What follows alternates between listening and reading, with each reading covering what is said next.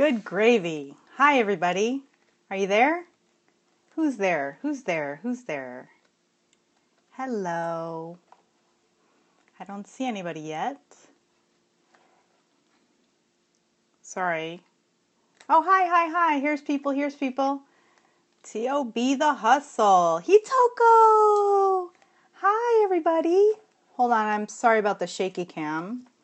Let me get this set up for you. I don't know if it's going to work, but it's going to be okay. I'm going to hold it. All right.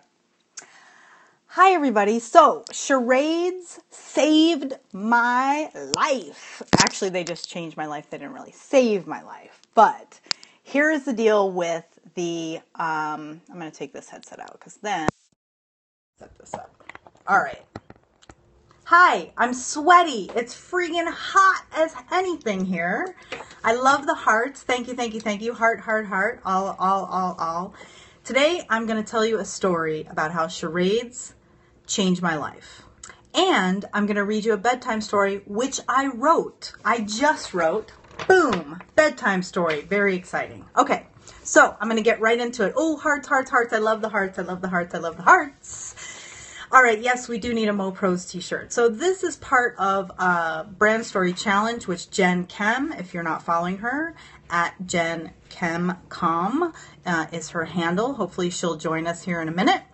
Part of this is that we have to tell a story about something that changed our business or a turning point in our business or a cathartic kind of moment.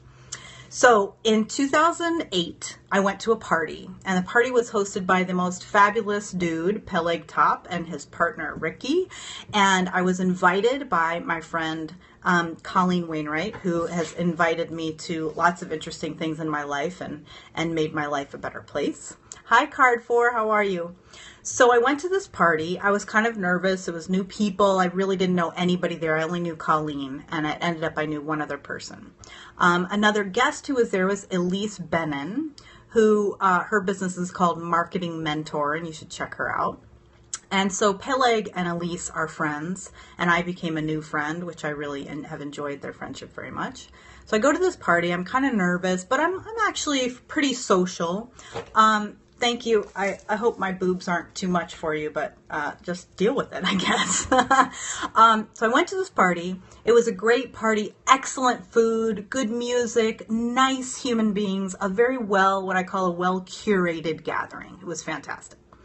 Well, later in the night, it came to the point where everybody started kind of going into the living room, and I heard this call for charades. Now, in my extended family of friends, charades pretty much ends like two ways. Kind of Viking style victory. One team is like, oh my God, we won. And the other side ends in tears, devastation, total frustration, and broken families and hearts. Okay. So I was like, okay, well, I'm going to stay outside and drink another cocktail and hang out and not worry about it. Well, there was the call. Come on, we got to do charades. So everybody who was on the patio with me went in to do charades. And I was like, oh, I don't want to do charades. I don't want to do it. I was kind of contemplating leaving the party. I was freaking out. Well, so they started chanting, Diana. And the peer pressure was too much. So I went into the party, I played charades, I was on a team, and of course, as is my wont, I dominated at charades. I was amazing. I got like a billion clues every 2-minute thing. It was great fun. We won. It was amazing.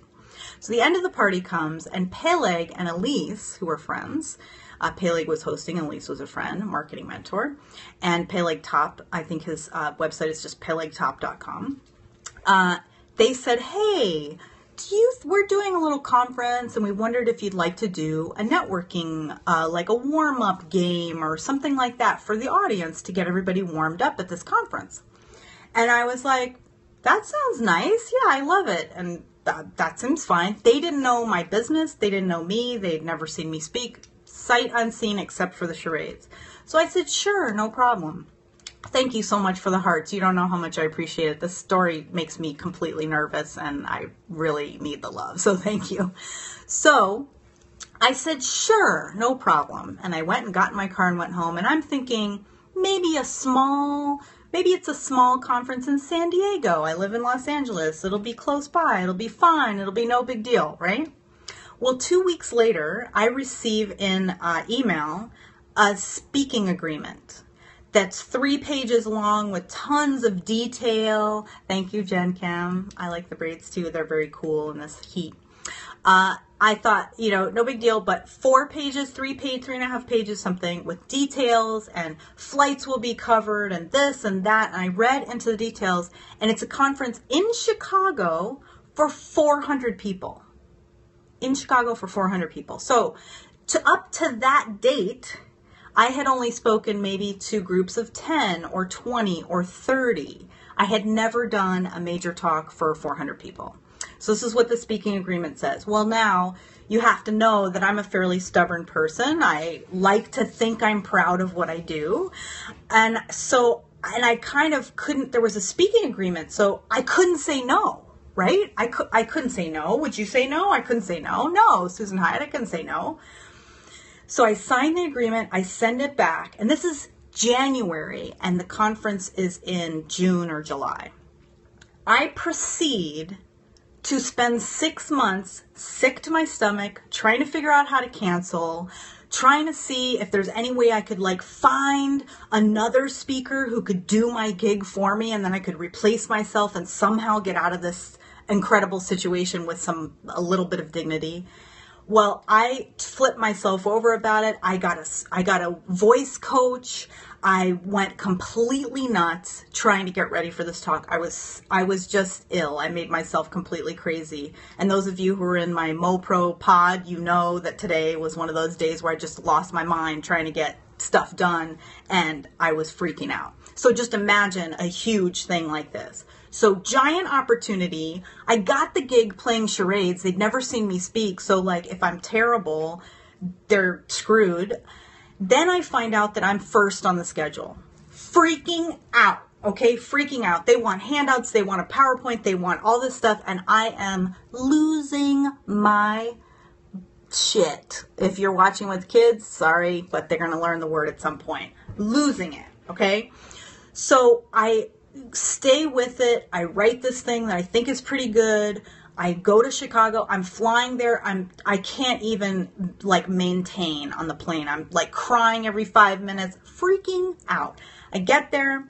I go to the hotel where the thing is happening, and I am just I can't sleep. It's late at night. I'm wandering around the hotel, and I end up going to find the room where I'm speaking. So, and I highly recommend this for anybody who wants to do speaking gigs to get rid of nerves, do what I did next. So I went down to find the room. Well, there's going to be a wedding in that room that night. So they're all set up with white tables and flowers, and all this stuff is beautiful. So I grabbed one of the people setting up the tables, and I said, is this the room where this is happening tomorrow? And they said, yes, this is the room where this is happening tomorrow. And I said, is it going to be set up like this? And he said, I don't know. Let me check the clipboard and get my walkie-talkie and do all this stuff. It is. Round tables, big room. They're going to open up a wall, but it's essentially the same thing. I was like, okay, I can do this. I can do this. So I walked through, and I went up on the stage where the bridal party or bride and groom party table was. And I stood on the stage, and I turned out to the room. And when I turned out to the room, all of a sudden, it just washed over me. I realized this is just a big classroom. I've done this. I've taught classes before. I've got this. And I cannot tell you how amazing it was to have the realization that not only I'm hired, I'm doing this thing, it's real, I'm here. Thank you, Jen Kemcom. Yes, I've done a couple TEDx talks. I'd love for you guys to watch them. I was ready. At that moment, I knew that I was ready. And it was probably one of the most poignant readiness moments of my life. And that led to many, many speaking gigs in many countries over these years. And I'm sure will lead to many more. And so I just want to tell everybody who's listening, you can do this. Your readiness just needs a venue, basically.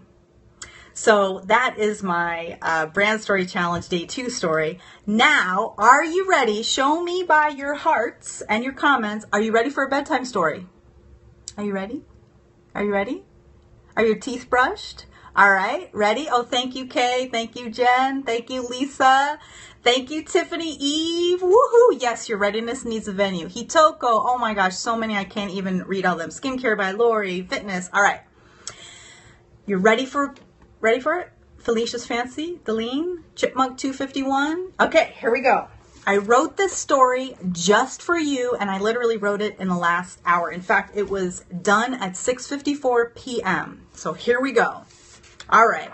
Now, this character in the story is going to need a lot of love. Okay, so be ready with your heart finger clicking.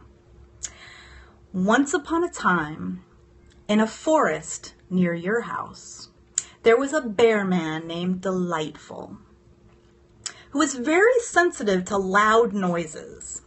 When his best beaver friend, Cacophony, was chewing down trees, Delightful would hide in his favorite quiet spot, the very tippy top of an extremely tall tree.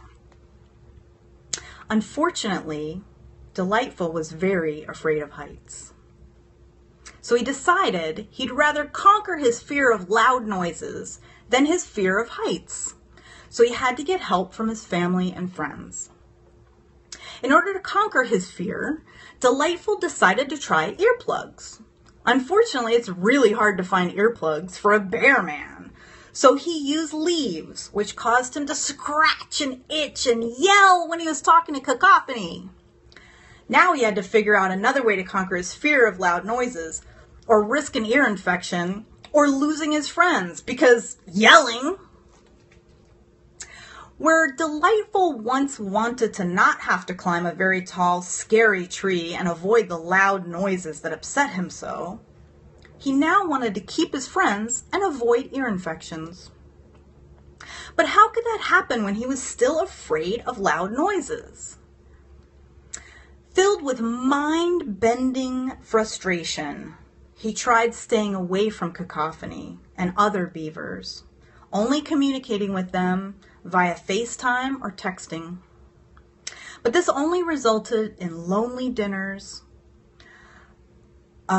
watching lots of Netflix, and missing Cacophony's birthday party.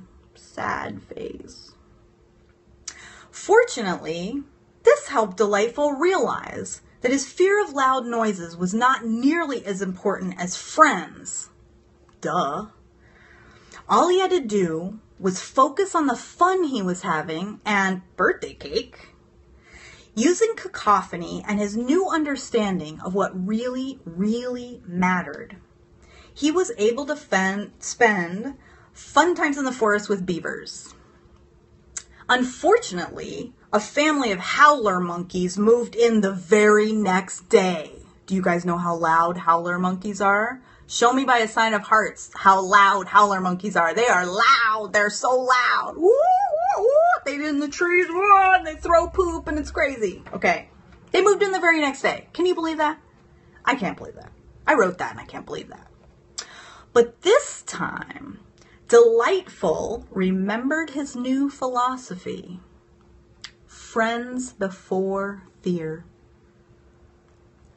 And he invited the monkeys over for leftover birthday cake.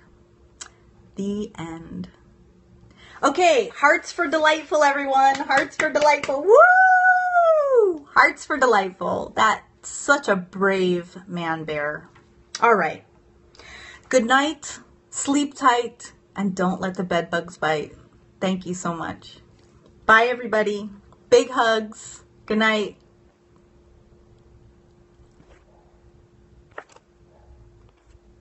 I want to stop the broadcast, but my phone is freaking out. Okay, bye.